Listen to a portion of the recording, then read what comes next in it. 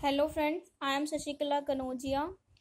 मैं आज आपका स्वागत करती हूँ अपने यूट्यूब चैनल में। So today I am going to teach you the most important act of environmental law, the environment protection act 1986। So इसके अंदर हम ये पढ़ेंगे इस एक्ट को पार्लियामेंट में कब पास किया गया था, क्या मोटिव है इस एक्ट को बनाने के लिए, कैसे प्लानिंग की गई इस एक्ट को इनेक्ट करने के लिए, हमारी जो गवर्नमेंट है वो एनवायरनमेंट को लेके कैसे वर्क करती है, क्या उनकी ड्यूटीज़ है। इसके अंदर हम कुछ इंपॉर्टेंट सेक्शंस पढ़ेंगे जिसमें ये डिफाइंड है कि एनवायरमेंटल को पॉल्यूशन करने के लिए, पॉल्यूटेड करने के लिए कौन कौन से पनिशमेंट डिफाइंड है, किस किस सेक्शंस में पनिशमेंट डिफाइंड है, क्या पेनल्टीज लगती है। और हम ये भी पढ़ेंगे किस सेक्शंस में क्या डेफिनेशन डिफाइन की गई है, क्या पावर है। एंड इसके अंदर हम और ये भी पढ़ेंगे कि एनवायरनमेंट पॉल्यूटेड को कैसे टेस्ट किया जाता है, कौन इसको टेस्ट कर सकता है। So let start. This act had passed in parliament on 23 मई 1986। इस एक्ट को पार्लियामेंट में पास किया गया था 23 मई 1986 को।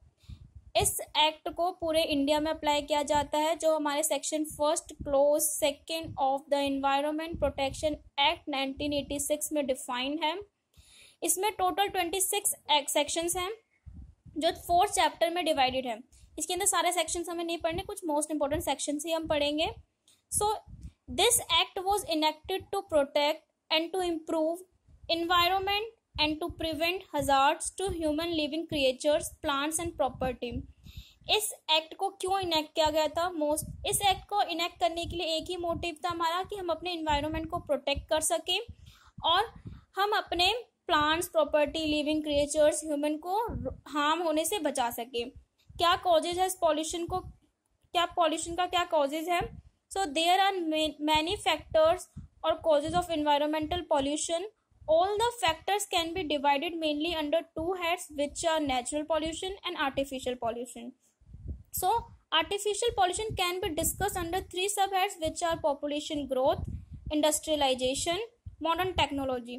इसको हम एक चार्ट के थ्रू पढ़ेंगे। क्या फैक्टर्स और कॉजेज ऑफ एनवायरमेंटल पॉल्यूशन। सो दो डिवाइडेड हैं, natural pollution and artificial pollution. जो नेचुरल पॉल्यूशन है वो डिपेंड करता है टोटली नेचर के ऊपर, जैसे draft, flood, deforestation, thunderstorm, acid rain, ये सब आ जाता है तो इससे नेचर हमारा पॉल्यूटेड हो जाता है।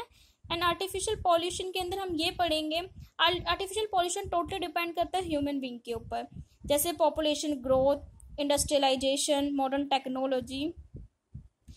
हमारी जो कंट्री है वो इंडस्ट्रियलाइजेशन एंड मॉडर्न टेक्नोलॉजी के अंदर बहुत जल्दी डेवलप कर रही है, बट इस डेवलप को करने के साथ साथ वो हमारे एनवायरनमेंट को पॉल्यूटेड भी कर रही है। तो ये हमारे किस किस को पॉल्यूटेड कर रही है? Water, noise, air, marine, radiations और भी होते हैं। सो हम फर्स्टली डिस्कस करेंगे क्या फंक्शन है एनवायरमेंटल लॉ को लेकर। तीन में डिवाइड कर रखा है, primary function, secondary function, tertiary function. Primary function it means first work हमारा होता है, हमारा क्या मोटिव है, किस काम को हम करने वाले हैं। फॉर एग्जाम्पल जैसे इसमें हमारा क्या मोटिव है? प्रोटेक्शन ऑफ एनवायरनमेंट को प्रोटेक्ट करने के लिए। एंड सेकेंडरी में क्या होता है, क्या हमें कैसे प्लानिंग करनी है उस फंक्शन को करने के लिए। उस फंक्शन को प्लानिंग करने के लिए कौन कौन हमारी हेल्प करेगा? किस administration, safety measures, legal codes. And tertiary function है relationship between centre and state. Centre and state का क्या मेन रोल है एनवायरनमेंट को प्रोटेक्ट करने के लिए। So the environment protection act 1986 came into force in the year 1986। It contains 26 sections divided into 4 chapters. The main object of act is to provide for the protection and improvement of environment and of matters connected therewith। मैंने पहले बताया था इस act को 1986 के अंदर पास किया गया था। इसमें 26 सेक्शंस हैं जो 4 चैप्टर में डिवाइडेड है। So the following are the important features of this act. Section 3 to section 6 ये डील करता है कि हमारी सेंट्रल गवर्नमेंट की क्या पावर है हमारे एनवायरनमेंट को प्रोटेक्ट करने के लिए। So section 3 to section 6 of the act deals with the general power of the central government in relation to protection of environment and the matter connect thereto। So पहले हम definition पढ़ लेते हैं कि डेफिनेशन किस सेक्शंस में defined है।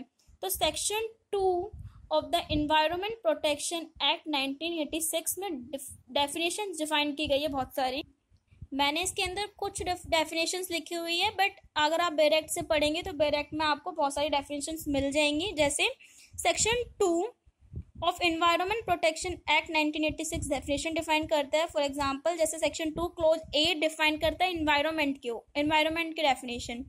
Section 2 clause B define करता है environmental pollutant. Section 2C clause C define करता है एनवायरमेंट पॉल्यूशन के बारे में। सेक्शन 2 क्लोज डी डिफाइन करता है हैंडलिंग क्या होती है। सेक्शन 2E डिफाइन करता है hazardous substance. Section 2F define करता है ऑक्यूपायर। सेक्शन 2G डिफाइन करता है प्रिस्क्राइब्ड। सो मैं कुछ इंपॉर्टेंट डेफिनेशन से यहाँ पर मेंशन कर रही हूँ। आपको आप डायरेक्ट से पढ़ोगे तो आपको पूरी डेफिनेशन सही से मिल जाएगी। सो एनवायरनमेंट को हम डिफाइन कैसे कर सकते हैं, इसमें क्या क्या इंक्लूड होता है। सो इसमें क्या क्या इंक्लूड होता है। It includes air, water and land and interrelation between air, water, land and human living creature, plants, microorganisms and property। environment pollutant क्या होता है, means any solid, liquid or gaseous substance present in such concentration as can injure the environment। solid, liquid, gas ऐसे substance जो हमारे environment को pollute कर रहा है उसको हम pollutant बोलते हैं। hazardous substance क्या होते हैं, any substance which can cause harm to human, other living creatures etc by reason of its chemical property or handling। मैं अपने वीडियो यहाँ पर ही एंड कर रही हूँ। इसका मैं सेकंड पार्ट बनाऊंगी, उसके अंदर मैं पावर्स ऑफ गवर्नमेंट के ऊपर डिस्कशन करेंगे। Thank you. अगर आपको ये वीडियो अच्छी लगी तो please like, comment and share. Also subscribe की